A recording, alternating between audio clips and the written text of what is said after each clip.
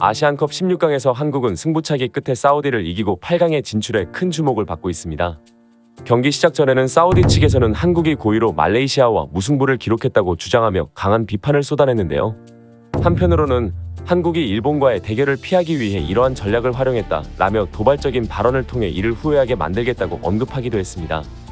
경기가 시작되자마자 사우디 선수들의 강력한 플레이와 거친 반칙이 끊임없이 이어졌습니다. 게다가 황희찬 선수의 목을 조르는 사건도 발생했으나 놀랍게도 심판은 이를 목격하고도 아무런 조치를 취하지 않았습니다. 이러한 상황은 경기가 진행되는 동안 계속되었고 심판 판정에 대한 논란은 여전히 계속되고 있습니다. 특히 주목할 만한 사건은 연장 후반에 발생했습니다.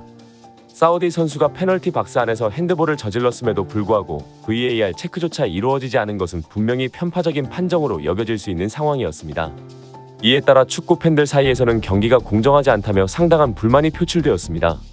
만약 똑같은 상황이 사우디에게 발생했다면 분명히 페널티킥이 선언되었을 것이라는 의견이 지배적이었으며 이러한 판정에 대한 비판의 목소리가 높아지고 있습니다.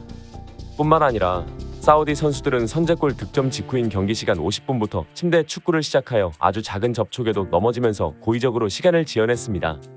그러나 심판은 이러한 행위에 대해 별다른 조치를 취하지 않았으며 유일한 경고는 사우디 키퍼 알카사르에게 시간 지연으로 받은 장면뿐이었습니다. 사우디의 침대 축구로 인해 경기는 실질적으로 최소 17분 이상 지연되었음에도 불구하고 추가 시간은 고작 10분에 불과했습니다. 이는 경기를 지켜보는 축구 팬들 입장에서 매우 납득하기 어려운 판정이었습니다. 그럼에도 불구하고 한국이 최종적으로 승리를 거둔 것에 대해 축구 팬들은 크게 기뻐하고 있습니다. 또한 한국이 중동 축구 특유의 불공정한 경기 운영과 심판의 편파적인 판정에 맞서 정의를 실현했다고 평가하며 이번 한국의 승리의 통쾌함을 느끼고 있는 상황입니다. 이번 경기에 대한 자세한 내용과 외신들의 반응 INTV에서 지금 바로 확인해 보겠습니다. 이번 경기는 카타르의 에듀케이션 시티 스타디움에서 개최되었습니다. 아시안컵 16강에 진출한 팀들 중 서아시아 국가가 무려 11개의 팀이라는 사실을 고려할 때 이번 대회가 중동 지역에서 개최된 것은 중요한 포인트인데요. 이러한 사실은 중동 국가에게 상당한 이점을 제공했으며 이번 경기는 사우디 관중 3만 명 이상이 몰릴 만큼 사실상 사우디 홈 경기나 다름없었습니다. 이날 한국은 평소와 다르게 3백 전술을 선택했습니다. 또한 주목할 만한 점은 황희찬과 조규성 선수가 벤치에서 출발한 것입니다. 그렇게 시작된 경기에서 사우디 선수들의 플레이는 상당히 거칠고 과격한 양상을 띄었습니다. 특히 주장 손흥민을 향한 집중 견제가 끊이지 않았으며 손흥민은 경기 내내 두세 명을 상대로 반칙과 싸워야 했습니다. 이와 마찬가지로 이강인도 측면에서의 돌파를 시도할 때마다 사우디 선수들에게 거친 반칙을 당했습니다. 사우디 선수들은 손을 사용하거나 다리를 걸어 넘어뜨리는 등의 방법으로 이강인의 공격을 방해했습니다.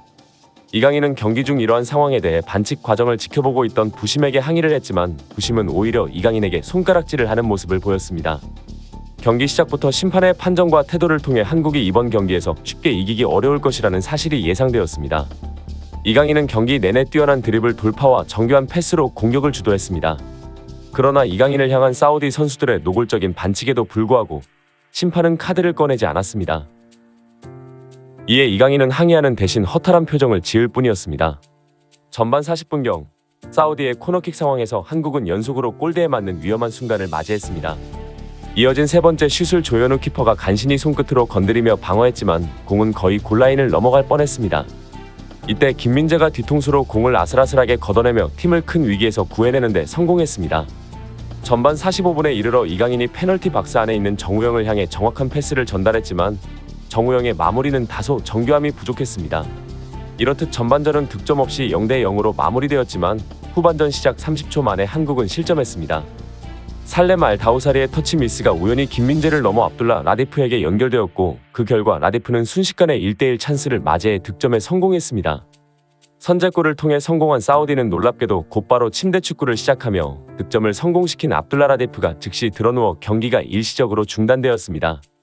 이 상황에서 사우디 관중들의 환호와 기뻐하는 모습이 카메라에 포착돼 경기를 지켜보던 축구 팬들의 눈살을 찌푸리게 만들었습니다. 그 이후로도 사우디는 침대 축구를 통한 시간 끌기 전략을 이어가며 이를 지켜보는 클린스만 감독의 속은 타들어만 갔습니다. 후반 추가 시간에는 사우디 키퍼 알카사르가 골킥 상황에서 지나치게 시간을 끈 결과 경고 한 장을 받았지만 시간 지연에 대한 제재는 오직 이 카드 한 장뿐이었습니다.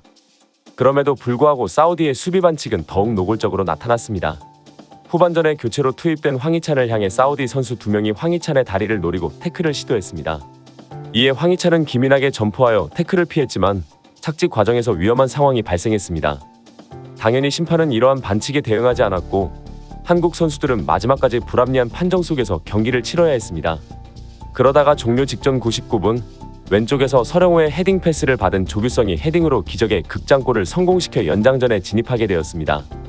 연장전에서는 사우디 선수들이 더욱 거친 반칙뿐만 아니라 한국 선수들에 대한 끊임없는 도발까지 하며 지켜보는 축구 팬들의 눈살을 찌푸리게 했습니다.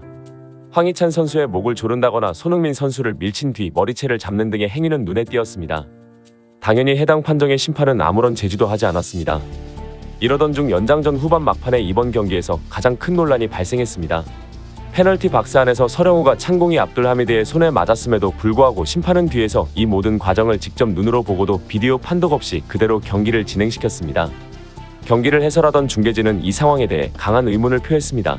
이건 정말 믿기 어려운 상황이다. 심판이 분명히 핸드볼 반칙을 목격했음에도 불구하고 비디오 판독을 요청하지 않은 것은 납득하기 어려운 일이다. 이번 아시안컵에서 중동팀에 대한 편파적인 판정들은 경기의 공정성에 대해 심각한 의문을 제기하고 있다. 라며 오일머니가 스포츠의 공정성을 해치고 있다고 비판했습니다. 120분의 연장 시간을 포함해 1대1 무승부로 끝난 경기는 결국 승부차기로 이어졌는데요. 사우디는 승부차기 전승 기록을 보유하고 있었기에 한국의 불안감이 증폭되는 상황이었습니다. 조현우 키퍼가 사우디의 3번, 4번 키커의 슈팅을 연달아 선방하는 데 성공했습니다. 그리고 한국의 승부차기 키커 4명은 페널티킥을 완벽하게 성공시켜 뛰어난 실력을 보여주었습니다. 첫 번째 키커로 나선 손흥민은 방향이 읽혔음에도 불구하고 정확한 힘과 정밀함으로 구석으로 차넣었고, 두 번째 키커인 김영권 역시 방향을 읽혔지만 날카롭고 깔끔한 땅볼 슛으로 골키퍼를 피해 득점에 성공했습니다. 세 번째 키커인 조규성은 골키퍼를 속이며 결정적인 슛을 성공시켰습니다. 설사 방향이 예측되었다 해도 막기 어려운 완벽한 구석으로 꽂아 넣었습니다. 마지막 키커로 나선 황희찬은 인정사정 없이 그냥 풀파워로 상단 구석에 냅다 꽂아버리며 대담하게 경기를 끝내버렸습니다. 이를 지켜보던 중계진들은 보통 승부차기에서는 긴장감과 떨어진 체력 때문에 이토록 정확한 킥이 4번 연속으로 나오는 경우가 잘 없는데, 한국 선수들은 페널티킥의 정석과도 같은 슛을 연이어 성공시켜 8강에 진출했다며 대단한 기술과 정신력을 칭찬했습니다.